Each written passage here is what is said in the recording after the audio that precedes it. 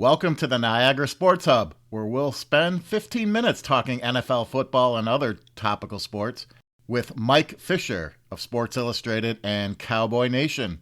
This season is sponsored by Niagara, the industry leader in high-performance, high-efficiency toilets for professional contractors like you. Learn more at niagarasportshub.com.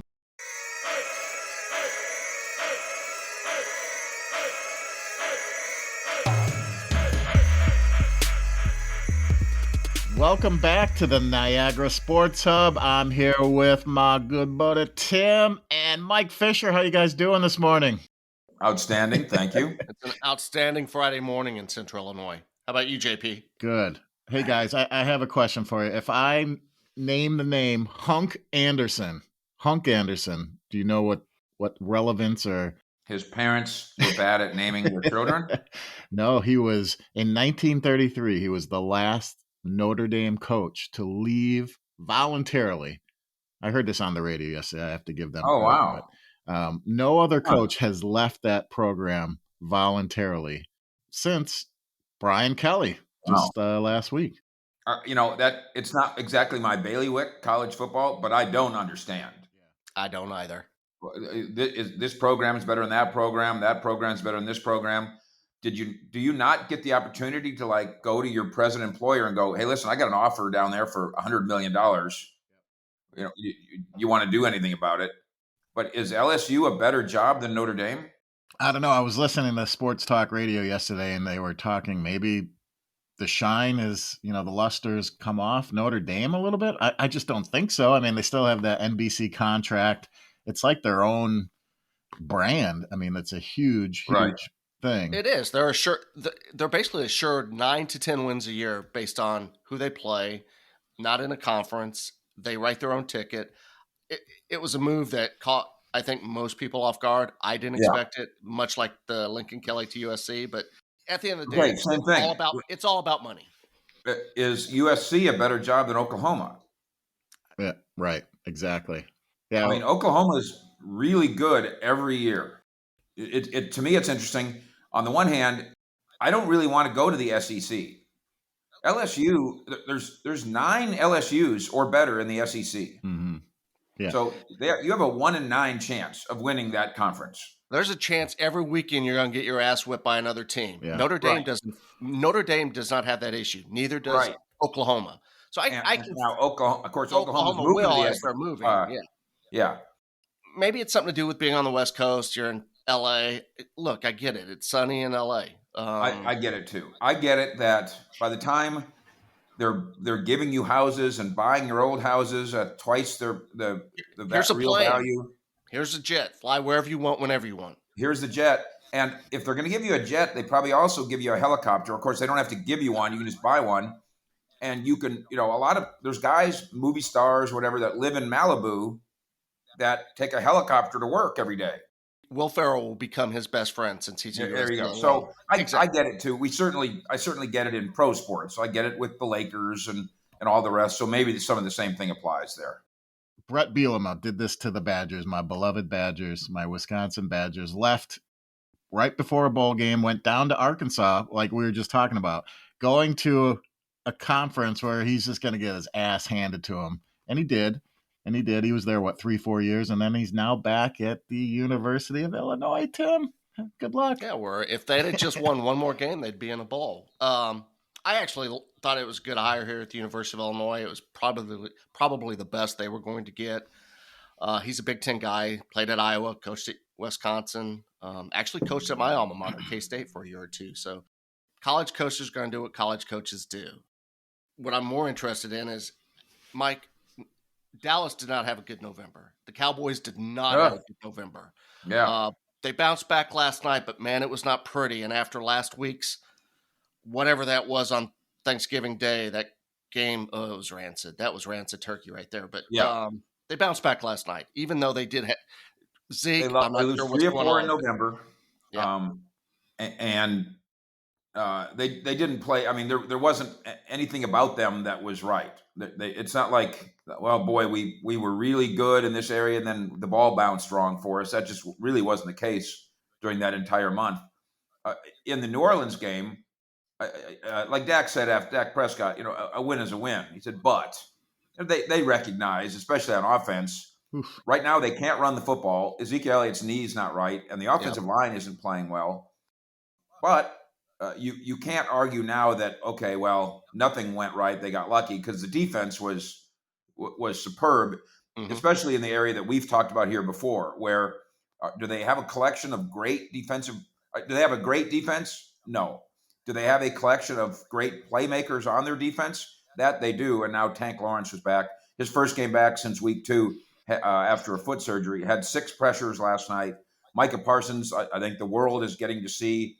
He's not just Defensive Rookie of the Year candidate. He's a Defensive Player of the Year candidate. Yep. Trayvon Diggs gets another interception, and they get a pick 6 from the defensive lineman Carlos Watkins. And Randy Gregory is coming back probably 10 days from now when they play at Washington. Neville Gallimore, another young defensive lineman, coming back. So Jerry Jones keeps saying the cavalry is coming, and last night it did that to some degree. Although I was worried Watkins was going to make it to the end zone at the end. I was like, "Oh, is Hill going to catch him and throw him out of bounds?"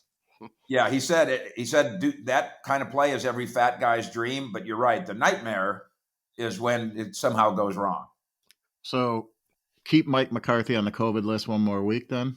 Or I'm on CowboysSI.com. I'm getting ready to write that story, and I'm trying to figure out how to write the headline so it's both provocative and not insulting. Yeah. And where the context is right. Yeah. Because it is on the mind of Cowboy fans who have decided on the very first day they just weren't. Mike McCarthy just wasn't their guy, and I'm not sure why they decided that, but many did. Maybe they just think he's a Packers guy. Maybe that's it. And so, yeah, there's certainly at least a segment of Cowboys Nation that's going, see, I told you Dan Quinn was better. And that's not logical or fair. But it was interesting. I mean, I don't have my head coach because of COVID. This guy, Dan Quinn, who's obviously got some skins on the wall, steps in. And in a lot of ways, they essentially don't miss a beat. That says something good, though, about Mike McCarthy. That says that they've built a foundation. Yeah. That they've institutionalized a way to do things, and I mean, Dan Quinn did Mike McCarthy's bidding in that game, and that's the way it should be. So good for both of them. I will say though, Dan Quinn, when one of those defensive players last night made a great play, he was the first one to go over and give him a hug. I mean, he seems like a player's coach, and they really respect him. And I think there was a quote from Micah Parsons said he's kind of like the crazy uncle or something like that. But I think they all respect him, so good for him. Backward cap and all. Yeah, you don't see that too often in a head coach. And in fact, when he was a head coach in Atlanta, he did not. He had some dignity about him, and he wore his cap forward. This was almost, and I tweeted this last night at Fish Sports on Twitter. That's how he always dresses. That's how he dresses every day at the Star. And so, he dresses like he's going to Home Depot to buy a rake. And that's how he's dressed. And that, the backwards hat, which I raised 2 sons, it's kind of funny now, but I was really serious about it. This shows how old I am. They were forbidden to wear their hat backwards until they turned 18. Now, I wasn't that kind of a dad. I didn't hit them with a stick or anything, but I did have things like that now I look back and I go, what was my point again? But it was like that. The hat is made to wear forward. It's not, the bill is to shade your eyes, not to shade your neck. So if you're going to wear a ball cap, wear it like a ball player. That's what I would say. And for somehow, some way, they abided by it and never did, and don't today wear their hat backwards because they were raised right. That's why. JP, did you think we'd be talking hat etiquette on Niagara Sports Hub? No, but I like it. I like it. Well, at the end of the day, though, Mike, the Cowboys, if they're going to be a player in playoffs, they've got to fix the offense. Is it just something banged up or what? Yeah. And they don't have to have a great running game. I mean, teams have done it without a great running game. It's a little deceiving because if you're just looking at the stat sheet, you're going, what do you mean? They rushed for plenty of yards. But that's because Tony Pollard had 58 yards rushing on one play, which was an electric thing, by the way. But they had a lot of I think they might have had 5 3-and-outs in that game. And they punted a bunch of times. The one thing you can say about their offense, you could see it on that third possession, 41-yard pass to Amari Cooper. Then comes the big catch and run, I think 33 more yards with CeeDee Lamb. And then comes the spectacular catch by Gallup. You got mossed toe tap touchdown from Michael Gallup. So all 3 of those receivers all get to do something big on that drive. You could see that the Cowboys have something on offense, but it's not a running game, not right now. JP, what did you think about the penalties last night? Did you have any issues with any of the refs or anything?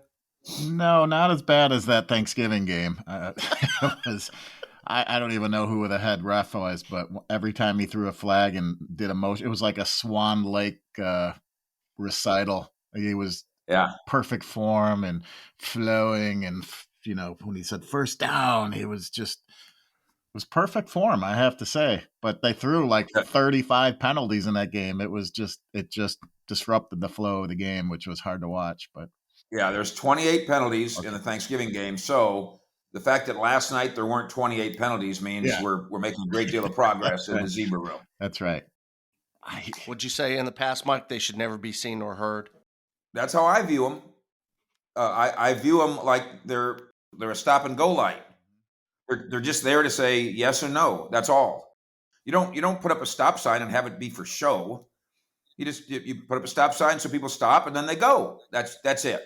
We shouldn't even know the refs' names, let alone know what their stats are on the road when they do this team, outdoor stadiums.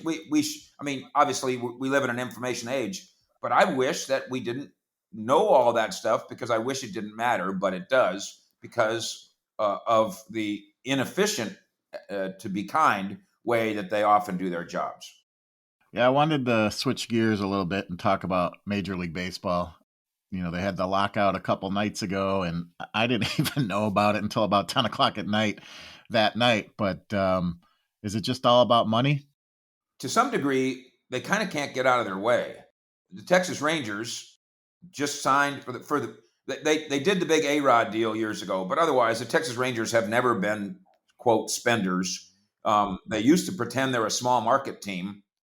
Well, we're just in Arlington, Texas. No, you're not in Arlington, Texas. The stadium's in Arlington, but you're Dallas, Fort Worth, Arlington, Plano. Come on. You're Texas. You're the entire upper half of the state of Texas. But they used to play that game. So now they spent $1 zillion on 3 guys, and that should be the story in baseball. Free agency, signings, movement, but sometimes baseball can't get out of its own way, and so sharing the headlines is this unfortunate story. I assume that it's going to get worked out because if the teams really thought there was a problem, they wouldn't be signing people to $350 million contracts. So I'm sure it'll work itself out. Yeah, you think the owner of the Mets is going to be like, yeah, let's hold this out on a full season when they just signed Max Scherzer for $2 billion or whatever. Exactly, right.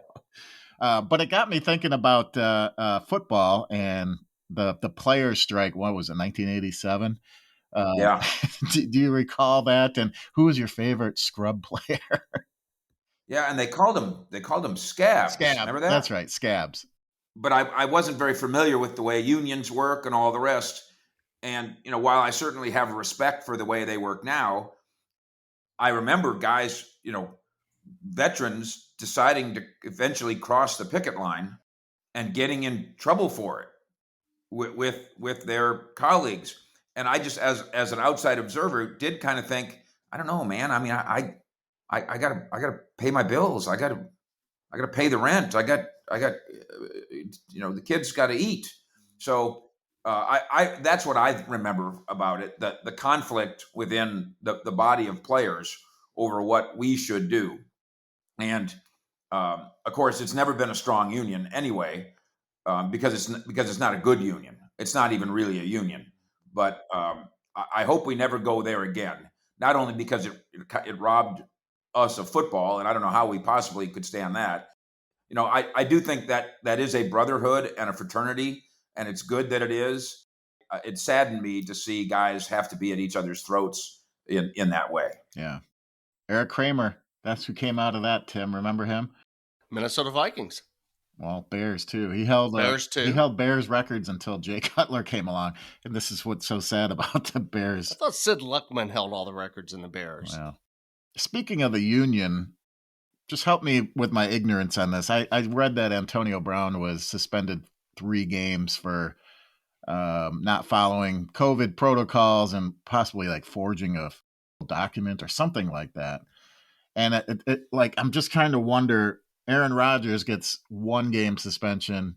Antonio Brown 3. Is there more that's to this that I'm not seeing? It could be argued that while Antonio Brown lied to the league, all Aaron Rodgers did was lie to the public. That the team knew that what Aaron Rodgers was doing, and everybody they still conspired to keep it a secret. And my argument, and I fall back on this all the time in my defense of the fan. What do you mean he only lied to the fans? What do you mean only the fans? Yeah. I thought the whole game was about. I thought the whole sport was about the fans. That's what you keep telling us. In fact, aren't the fans stockholders of the NFL? We invest our time and our money, our heart, our souls, and in a more literal sense, aren't Packers fans literally stockholders of the Packers? Yep. In that goofy con artist setup that they have up there, but still. What do you mean? What do you mean there's a difference? Because he lied. That one lied to the commissioner, but that one just lied to 100 million fans. Yeah.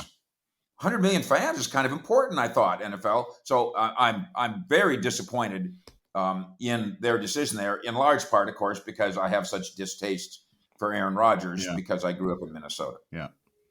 And at what point, and maybe I shouldn't think this way. In fact, I asked a buddy of mine that played in the NFL, knows Antonio Brown, and I asked him, I said, at what point does Antonio realize he's been given so many chances? Why are you going to screw this one up with something in such an asinine way? And my friend was just like, he's a dumbass. He can't get out of his own way. He might not be the only guy who has it's like 20-year-olds with fake IDs. There's not just one. You weren't the only one, Tim. You weren't the only one. Sure. The guy that made yours makes a lot of them. Yeah. And so I would suggest, and I don't know anything about the specifics of it, except to say that if one guy who plays for the Buccaneers has a fake Vax card, then maybe 2 guys too. And if 2 guys have it with the Buccaneers, then maybe 2 guys have it with the Cowboys and the Broncos and the Bears too. It's probably a thing. I might also suggest that maybe the NFL doesn't even want to bother open. You want everybody to be safe. They're bringing an awful lot of negative publicity to something that could be handled better. Yep. Sick is sick. That's one thing, and spreading is spreading. That's one thing. But I've never liked the NFL's ability to make up the rules as it goes along. It's got so much power that we are asking ourselves, what's the difference between Aaron and Antonio? Mm-hmm. And there shouldn't be a difference. Right. I like it better. This goes for refereeing, but it also goes all the way up to the top. If you drive 40 miles an hour in a 30-mile-an-hour zone and you get a ticket, it says right on the ticket what you did and what the fine is. It's very specific. You're 10 miles over the speed limit, that's a $70 fine. The NFL hands out all kinds of tickets, but then you look at the back of it, it doesn't say anything on the back. There's no definition. It's made up as they go along. Cowboy player, after the Thanksgiving game, Tristan Hill punched somebody with an open hand and knocked the Raiders' helmet off. The NFL let us see a 3-second snippet of the open-handed punch. They didn't let us see the 12 seconds where the Raider player is belly bumping him 3 times before he finally does his thing. In the NFL's ruling, John Runyon, who happened to have played for the Eagles, and so theoretically, maybe he's not a Cowboy fan, theoretically, he wrote basically that the Cowboy player was the instigator. Well, the 12 seconds of video demonstrates that he was the co-instigator. He also writes that he's guilty of unsportsmanlike conduct. Well, both of them. What if you belly bump me 3 times? You're also guilty of unsportsmanlike conduct. So I wish they'd hand out the tickets and it would say exactly every single violation should be judged every single same punishment. John Gruden is suing the NFL and Roger Goodell. But I think it's interesting because I think a lot of names are going to come out of those emails.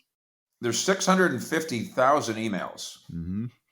John Gruden can't be the only guy who ever told a dirty, nasty, disgusting, sick joke or had a dirty, nasty, disgusting, sick opinion. Impossible.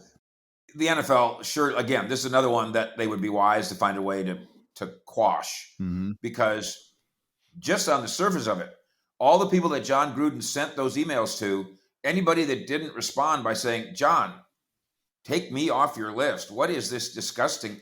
All those people are guilty by association. Yeah. Yep. Let alone all the people that emailed back and said, ha ha, good one. Or ha ha, yeah, I agree with you about gay people, black people, Asian people, women.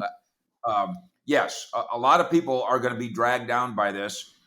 Maybe they should be. Yeah. Maybe they should be. Real quick, before we get out of here and ask, kind of close it with some questions about YouTube and some issues Mike's had this week. Did want to let everybody know, Cowboys gear, Niagara gear, Mechanical Hub swag, it's all available for some lucky winner in December. We've got you covered. Go to NiagaraSportsHub.com to enter for your chance to win some of this cool swag, from Cowboys to Niagara to Mechanical Hub swag. So go join us. Mike, have you found the Tom Landry impersonator? And if you did, what have you done to him or her? All right. So we have a fairly popular YouTube channel called The Fish Report. It's got 40,000 subscribers. It's Cowboy fans and football fans and whatnot. Great stuff on it. Thank you. And yes, I've discovered that somebody who does indeed represent the Dallas Cowboys has found something in my videos from 2 years ago that he thought is a copyright infringement. Now, many of my videos are me sitting in the kitchen talking, so I don't know. I have no idea.